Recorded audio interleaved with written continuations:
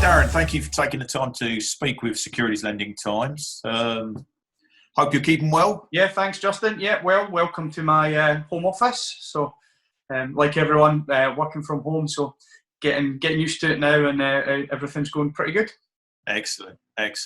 So, congratulations on the new role, taking over from Jerry Friedoff. How are you finding the adjustment to the new role? Firstly, thank you. You're one of many people who have said congratulations. So thanks to everyone who's done that.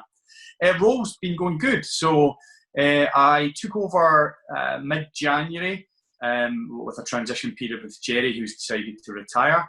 So 3 months in now, things are going well. It's obviously been pretty challenging taking over at this period with the unfortunate COVID events and what that's meant to our business and clients' business, and obviously our SFTR projects were coming to an end there around about the same time. So it's been good. It's been good fun. Had lots of good interaction with the clients and with the staff, and I'm really enjoying it. Excellent. So with Jerry seeming to retire at just the right time, what words of wisdom did he leave you with? Yeah, so Jerry's words of wisdom are probably the same words as we've been trying to use as a management team for the last while. Client service is the key to success. So keep telling that story, keep doing those things to make the clients happy, to make them want to continue to use our services, want to grow with us as a business. And coming from a client service background, I'm very keen on those principles as well, that we really focus on the client's happiness levels, and really try and make the best of we can with the relationships there. Moving forwards, what is the main sort of focus for Broadridge's securities finance and collateral management brand in the next 12 months? Probably 3 months ago, I would have given you a different story. I think our focus really has changed a lot because of COVID.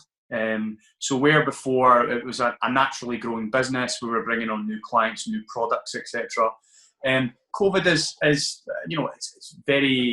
it's terrible in what it's done to society and how it's causing problems and pain.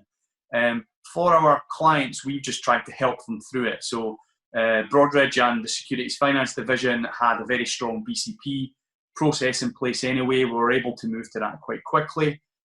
So our 3-month focus is really helping the clients through the challenges they have now.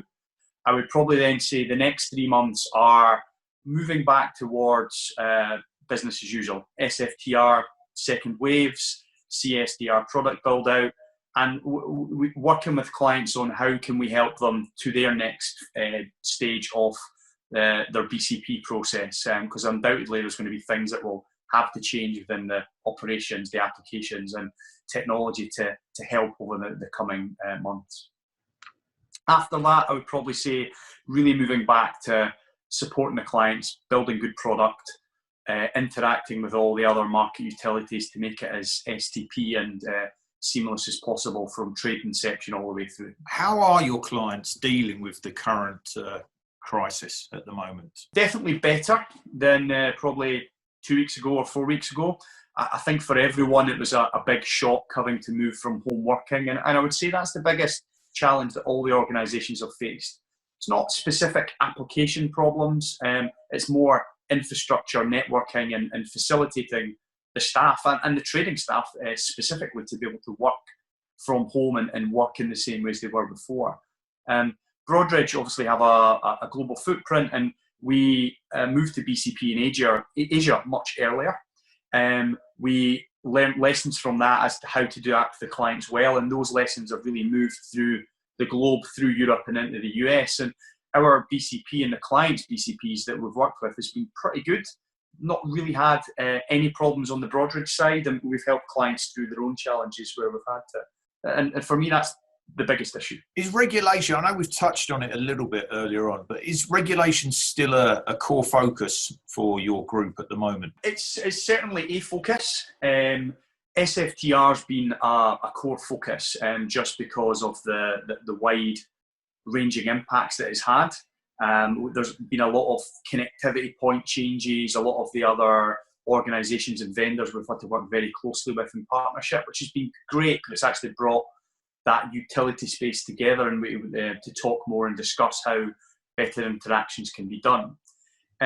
Moving forward, CSDR's there. So it's a regulatory change, yes, but it's more an operational change.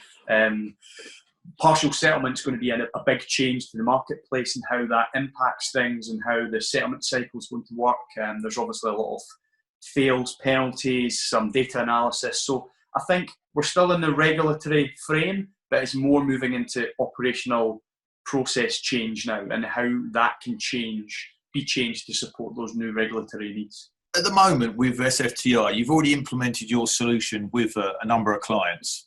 So you'll have gone through certain testing and things and compliance requirements that it helps with. What are the lessons that have been learned so far, and has the delayed timeline affected Broadridge and its clients, and sort of how? Lessons so far, I would probably say getting started early. So talking with ISLA as an example around how it's going to work, being part of those forums and groups like many of our clients were, making a decision on the way forward early and how we're going to do it and how it's going to be implemented and how things are going to look. I would probably say lessons that have been not learned from previous regulatory changes is probably that there is a misunderstanding and a general, not general disagreement, but a disagreement around what some of the requirements actually are. So what we've had to be quite flexible with the way that we've built the solution. And we knew that everyone was not going to agree on how it was going to be reported at the beginning, so we've had to be very flexible. Unfortunately, the lesson of getting it nailed down at the start still hasn't really been heard on that side. So we're being flexible and working with our clients to make sure that we can get them ready for production. The delay hasn't caused us a problem. It's allowed us the opportunity to review with the clients what we've done in more detail and make sure that it's going to work for their business. So it's given us that opportunity to make it even better than it was before. And moving on, or going back to CSDR, which we touched on earlier as well, with the upcoming CSDR regulatory changes coming into effect in the next 12 months, what advice would you give your clients as a final question and a way to sum up moving forwards? I would probably say, similar to the story that we talked about with clients around SFTR, think about it now. Look at your operational process and how it's going to have to change, and then work with Broadridge if you're our clients, or if you're not, work with your utilities and your vendors to make sure you understand the implications of CSDR, because it is going to be quite wide-reaching. There are going to be a lot of changes that will be required to the operating model and systems to meet it, and you need to be ready. So it's really get the work done up front and get understanding the level of detail that you need. Darren, thank you very much for taking time to speak with Securities Lending Times. And once again, congratulations on the role, and we wish you every success moving forwards. Thank you, Justin. Cheers.